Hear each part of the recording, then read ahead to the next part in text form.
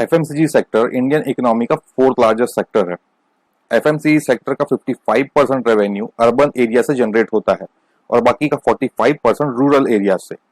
Last कुछ years में FMCG sector काफी अच्छे पेस से ग्रो हुआ है और 2025 तक ये $220 बिलियन का मार्केट हो जाएगा।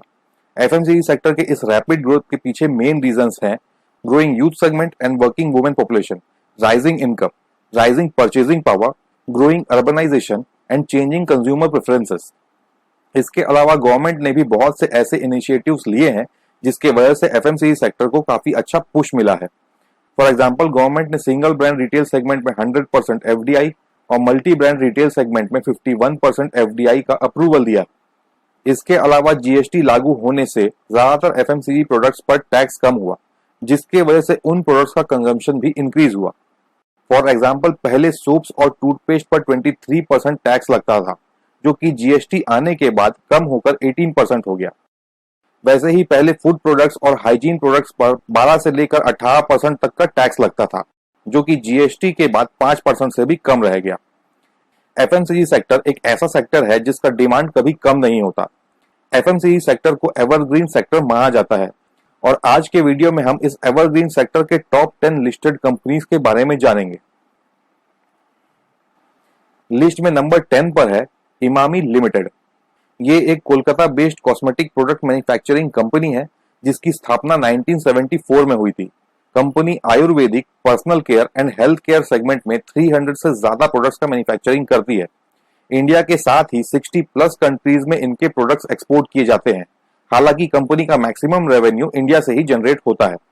कंपनी के मेन ब्रांड्स हैं नवरत्न, बोरोप्लस, झंडू, केस किंग, वैस्मॉल, ही डिओड्रेंट और फेयर एंड हैंडसम।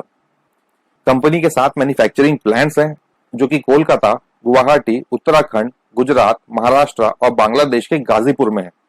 कंपनी का मार्केट कैप अप्रॉक्स 26,500 करोड़ का है और स्टॉक अभी 53 के पीई पे अवेलेबल है।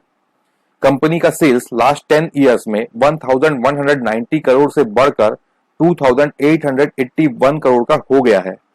वहीं कंपनी का प्रॉफिट आफ्टर टैक्स 2011 के 229 करोड़ से बढ़कर 2021 में 455 करोड़ का हो गया है और स्टॉक ने लास्ट 10 ईयर्स में 17% CAGR से ज्यादा का रिटर्न दिया है, यानी कि लास्ट 10 ईयर्स में स्टॉक प्राइस 5 टाइम्स हुआ है।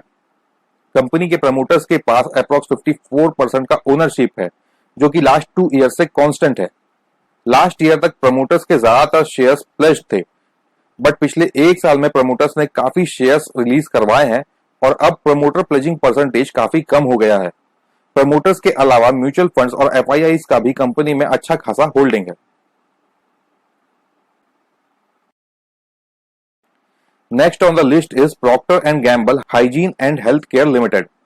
Head and Shoulder, Whisper, Olay, Old Spice, Oral B, Pampers, Pantene, Tide और विक्स जैसे आइकॉनिक ब्रांड्स इस कंपनी के पास हैं। कंपनी के 2 मैन्युफैक्चरिंग प्लांट्स हैं, जिनमें से एक गोवा में है और दूसरा हिमाचल प्रदेश में। कंपनी का मार्केट कैप अप्रॉक्स 44,600 करोड़ का है और स्टॉक अभी 65 के पीई पे अवेलेबल है।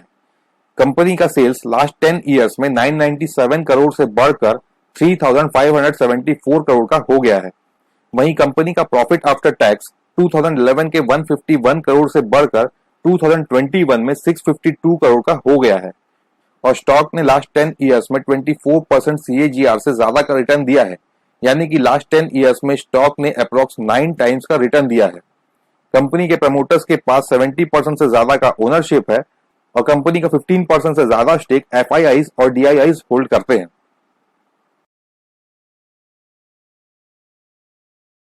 लिस्ट में नेक्स्ट स्टॉक है Colgate Palmolive India limited.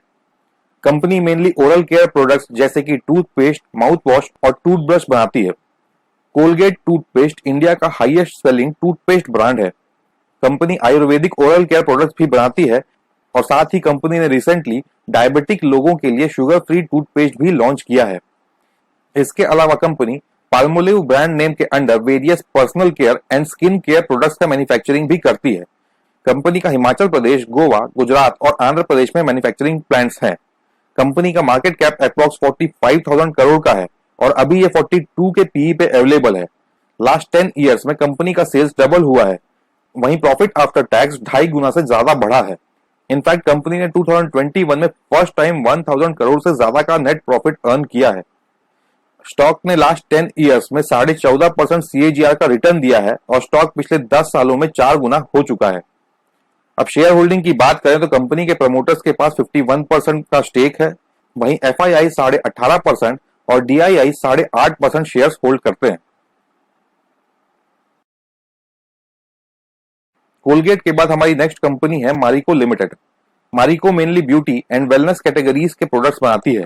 Company hair care, skin care, edible oils, healthy foods, male grooming and fabric care segments को केटर करती है। मारिको के मेन ब्रांड्स हैं Parachute, Nihar, hair and care, Livon, Set Wet, Mediker, Revive और Saffola. Marico के almost सभी products market leader हैं, यानी कि वो अपने रिस्पेक्टिव सेगमेंट्स में या तो नंबर 1 है या तो फिर नंबर 2। कंपनी के 8 मैन्युफैक्चरिंग प्लांट्स हैं और 25 डिपोज हैं। इंडियन सब कॉन्टिनेंट के अलावा कंपनी अफ्रीका, मिडिल ईस्ट और साउथ ईस्ट एशिया में भी अपने प्रोडक्ट सप्लाई करती है। हालांकि कंपनी का मैक्सिमम रेवेन्यू इंडिया से ही जनरेट होता है। मैरिको का मार्केट कैप 68,000 करोड़ का है और ये अभी 57 के प्राइस टू अर्निंग पे ट्रेड हो रही है। लास्ट 10 इयर्स में कंपनी का सेल्स 2.5 गुना हुआ है, वहीं कंपनी का नेट प्रॉफिट 4 गुना से ज्यादा बढ़ा है और लास्ट 10 इयर्स में स्टॉक ने अपने इन्वेस्टर्स को 9 गुना से ज्यादा का रिटर्न बनाकर दिया है। प्रमोटर्स का कंपनी में 59.6% स्टेक है और FIIs के पास 24% का होल्डिंग है और रिटेल इन्वेस्टर्स के पास कंपनी का सिर्फ 5% स्टेक है। हमारे लिस्ट में नेक्स्ट कंपनी है Tata consumer products limited. Tata consumer world की सेकेंड लार्जेस्ट टी कंपनी है। कंपनी के मेन प्रोडक्ट्स हैं Tata T, Tata salt, Tetley, Himalayan mineral water और टाटा संपन्न।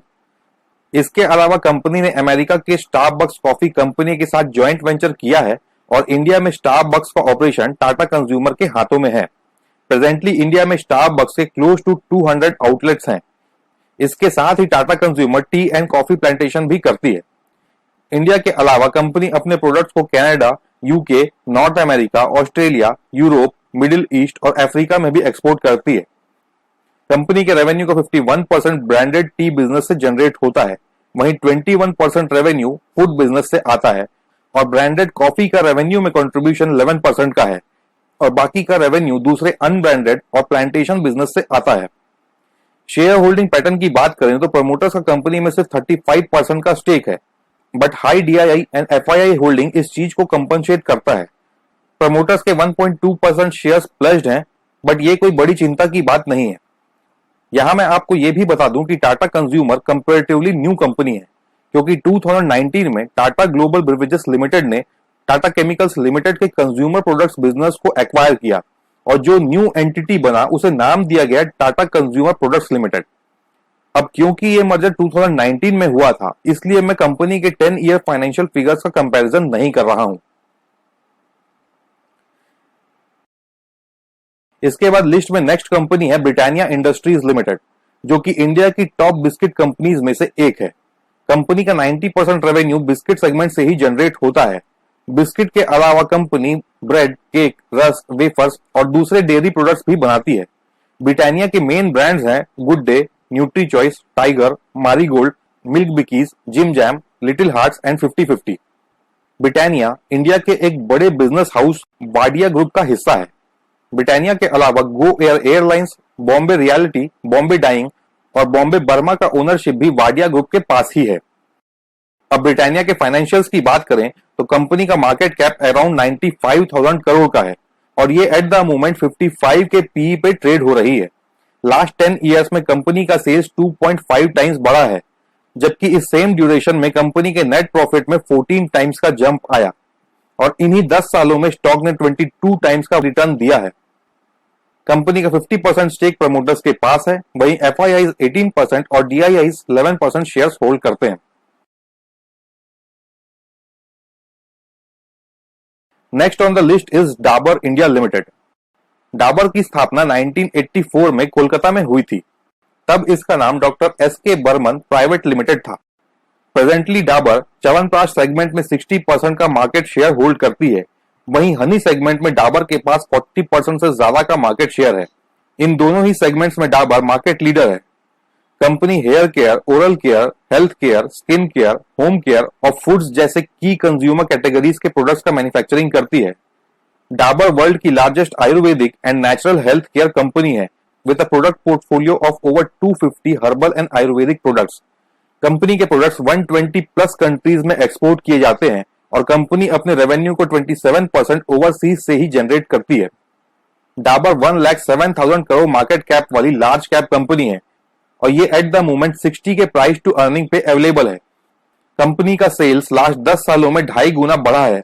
वहीं नेट प्रॉफिट लास्ट 10 इयर्स में मोर देन 3 टाइम्स ग्रो हुआ है। वहीं लास्ट 10 इयर्स में डाबर का शेयर प्राइस 100 रुपए से बढ़कर 600 रुपए का हो गया है। प्रमोटर्स का कंपनी में 67% का होल्डिंग है और एफआईआईज 20% से ज्यादा शेयर्स होल्ड करते हैं और रिटेल इन्वेस्टर्स के पास कंपनी का सिर्फ 7.25% शेयर्स है। इसके बाद नेक्स्ट कंपनी है Godrej consumer products limited. Company के मेन ब्रांड्स हैं good night, Godrej expert, hit, easy, Cinthol, Godrej number 1 etcetera. Company का 56% रेवेन्यू इंडिया से जनरेट होता है और इंडोनेशिया से 16%। वहीं अफ्रीका, यूएसए और मिडिल ईस्ट से जॉइंटली 23% का रेवेन्यू कंट्रीब्यूशन आता है। अब सेगमेंट वाइज रेवेन्यू मिक्स की बात करें तो कंपनी का 80% से ज्यादा revenue personal wash, hair care और हाउस होल्ड इंसेक्टिसाइड सेगमेंट से जनरेट होता है। कंपनी का India, Africa, Indonesia, Latin America and USA के मल्टीपल लोकेशंस में मैन्युफैक्चरिंग प्लांट्स हैं। कंपनी का मार्केट कैप 1,08,000 करोड़ का है और ये एट द मोमेंट 60 के प्राइस टू अर्निंग रेशियो पे अवेलेबल है। कंपनी का सेल्स और नेट प्रॉफिट दोनों ही लास्ट 10 इयर्स में 3.5 गुना बढ़ा है, जबकि इन्हीं 10 सालों में स्टॉक ने 9.5 टाइम्स का रिटर्न दिया है। फाइनली कंपनी के शेयर होल्डिंग की बात करें तो कंपनी के प्रमोटर्स के पास कंपनी की 63% की हिस्सेदारी है और अप्रॉक्स 27% शेयर्स एफआईआईज होल्ड करते हैं और सिर्फ 8.5% शेयर्स रिटेल इन्वेस्टर्स के पास है। हमारे लिस्ट में जो नेक्स्ट कंपनी है उसका एक प्रोडक्ट ऐसा है जो कि अपने सेगमेंट का टॉप सेलर है और ये बच्चों और बड़ों सभी को पसंद है। प्रोडक्ट का नाम है मैगी नूडल्स और इस प्रोडक्ट को ओन करने वाली कंपनी है Nestle India limited. Nestle 4 categories के प्रोडक्ट बनाती है और ये कैटेगरीज हैं milk products and nutrition, beverages, prepared dishes and cooking aids और चॉकलेट्स एंड कन्फेक्शनरीज। कंपनी के रेवेन्यू का 47% मिल्क एंड न्यूट्रिशन प्रोडक्ट से जनरेट होता है। वहीं ब्रेवरेजेस से 10%, prepared dishes and cooking aids से 30% और बाकी का 13% चॉकलेट्स एंड कन्फेक्शनरी सेगमेंट से आता है। मैगी के अलावा कंपनी के मेन ब्रांड्स हैं नेस्कैफे, मिल्की बार, किट कैट, बार वन, मंच और मिल्क मेड। नेस्ले का इंडिया में 8 मैन्युफैक्चरिंग फैसिलिटीज है जो कि पंजाब, हरियाणा, कर्नाटका, गोवा, तमिलनाडु, उत्तराखंड और हिमाचल प्रदेश में है और कंपनी का 9th प्लांट गुजरात में अंडर कंस्ट्रक्शन है जिसके कंस्ट्रक्शन पर कंपनी 700 करोड़ रुपए खर्च कर रही है। कंपनी का market cap is close to 2 lakh crore और प्रेजेंटली ये 87 के प्राइस टू अर्निंग पे ट्रेड हो रही है। लास्ट 10 इयर्स में कंपनी का सेल्स 2 गुना से ज्यादा बढ़ा है। वहीं नेट प्रॉफिट तकरीबन 2.5 गुना हुआ है, जबकि लास्ट 10 इयर्स में शेयर प्राइस 6 टाइम्स हुआ है। प्रमोटर्स का कंपनी में होल्डिंग 62% से ज्यादा है। वहीं एफआईआईज एंड डीआईआईज जॉइंटली 20% से ज्यादा का स्टेक होल्ड करते हैं। अब इस लिस्ट के नंबर 1 कंपनी के बारे में जानने से पहले मैं एक दूसरी कंपनी का स्पेशल मेंशन करना चाहूंगा। ये कंपनी है आईटीसी लिमिटेड।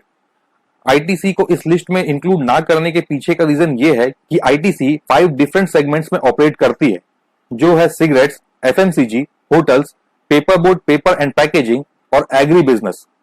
अब भले ही आईटीसी एफएमसीजी बिजनेस की एक बड़ी प्लेयर है और आईटीसी के पास बड़े एफएमसीजी ब्रांड्स भी हैं, बट फिर भी आईटीसी का मैक्सिमम रेवेन्यू सिगरेट सेगमेंट से ही जनरेट होता है और इसी वजह से 2.5 लाख करोड़ मार्केट कैप की कंपनी होने के बावजूद ये 18 के प्राइस टू अर्निंग पे अवेलेबल है और इसी वजह से मैं आईटीसी को इस लिस्ट में शामिल नहीं कर रहा हूं, क्योंकि यहां आईटीसी को दूसरे प्योर एफएमसीजी कंपनीज के साथ कंपेयर करना सही नहीं रहेगा। हालांकि मैं पहले ही आईटीसी का एक डिटेल्ड एनालिसिस वीडियो बना चुका हूं, आप चाहें तो उस वीडियो को देख सकते हैं। उस वीडियो का लिंक ऊपर इन्फो कार्ड और नीचे डिस्क्रिप्शन बॉक्स दोनों जगहों पर दिया हुआ है। Now number 1 in the list is Hindustan Unilever. ये इंडिया की सबसे बड़ी एफएमसीजी कंपनी है with market cap of 6,30,000 crore. HUL mainly home care, beauty and personal care और फूड एंड रिफ्रेशमेंट सेगमेंट्स के प्रोडक्ट्स बनाती है। कंपनी ये दावा करती है कि इंडिया के 10 में से 9 घरों में इनका एक ना एक प्रोडक्ट यूज किया जाता है तो बहुत ज्यादा चांसेस है कि आपके घर में भी इनका कोई ना कोई प्रोडक्ट जरूर हो। HUL के रेवेन्यू का 42% beauty and personal care segment से जनरेट होता है। इस सेगमेंट में कंपनी के मेन ब्रांड्स हैं Dove, Lifebuoy, Lux, Pears, Liril, Hamam, Lever Ayush, Pepsodent, Closeup, Tresemme, Indulekha, Glow and Lovely, Pond's, Vaseline and Lakme. इसके बाद HUL के रेवेन्यू मिक्स में नेक्स्ट है होम केयर सेगमेंट, जिससे कंपनी का 29% रेवेन्यू आता है। इस सेगमेंट में कंपनी के मेन ब्रांड्स हैं Vim, Domex, Comfort, Wheel, Rin, Surf Excel, Love and Care and Pureit. इसके बाद नेक्स्ट सेगमेंट है फूड एंड रिफ्रेशमेंट सेगमेंट। इस सेगमेंट से भी कंपनी का अप्रॉक्स 29% रेवेन्यू जनरेट होता है। इस सेगमेंट में company ketchup, jams, tea, coffee, soups, ice cream और न्यूट्रिशन प्रोडक्ट्स का मैन्युफैक्चरिंग करती है। इस सेगमेंट में HUL के मेन ब्रांड्स हैं Knorr, Kissan, Annapurna, Lipton, Bru, Brooke Bond Red Label, Taj Mahal, Taaza, Horlicks, Boost और Kwality Wall's. HUL 400 plus different products का मैन्युफैक्चरिंग करती है और कंपनी के ज्यादातर प्रोडक्ट्स अपने रिस्पेक्टिव सेगमेंट्स के मार्केट लीडर है, यानी कि या तो ये नंबर 1 है या तो नंबर 2। कंपनी का इंडिया के वेरियस लोकेशंस में 31 मैन्युफैक्चरिंग प्लांट्स है। HUL का मेन बिजनेस इंडिया में ही है और रेवेन्यू का 96% इंडिया से ही जनरेट होता है। अब कंपनी के फाइनेंशियल्स की बात करें तो HUL जीरो डेट कंपनी है और लास्ट 10 इयर्स में कंपनी का सेल्स 2.35% इंक्रीज हुआ है। वहीं कंपनी का नेट प्रॉफिट 3.5 गुना बढ़ा है और लास्ट 10 इयर्स में HUL ने अपने शेयर होल्डर्स को 10 टाइम्स का रिटर्न दिया है। HUL के प्रमोटर्स कंपनी में अप्रोक्स 62% स्टेक होल्ड करते हैं। वहीं FIIs के पास 15% और DIIs के पास 11.5% शेयर्स हैं। FMCG सेक्टर को एवरग्रीन सेक्टर माना जाता है क्योंकि FMCG प्रोडक्ट्स हमेशा ही डिमांड में रहते हैं। बट कोई स्टॉक एवरग्रीन है तो इसका यह मतलब नहीं है कि आप उसे किसी भी प्राइस पर खरीद लें। आपने चार्ट्स में यह नोटिस किया होगा कि सारे ही FMCG स्टॉक्स अभी अपने लाइफ टाइम हाई पर ट्रेड कर रहे हैं। इसलिए मेरा आपसे यह सजेशन रहेगा कि आप कोई भी इन्वेस्टमेंट डिसीजन लेने से पहले सारे fundamentals as well as technical aspects को एनालाइज करें और उसके बाद ही कोई इन्वेस्टमेंट डिसीजन लें। इसके साथ ही मैं इस वीडियो को एंड करता हूं। कमेंट करके ये जरूर बताइएगा कि इनमें से आपका फेवरेट स्टॉक कौन सा है। आई होप कि आपको ये वीडियो पसंद आया होगा और आपने वीडियो को लाइक कर दिया होगा और चैनल को सब्सक्राइब भी कर दिया होगा। So thank you very much for subscribing to my channel and thank you very much for all your love and support. मिलते हैं नेक्स्ट वीडियो में किसी और टॉपिक के साथ। Till then, take care. Bye bye.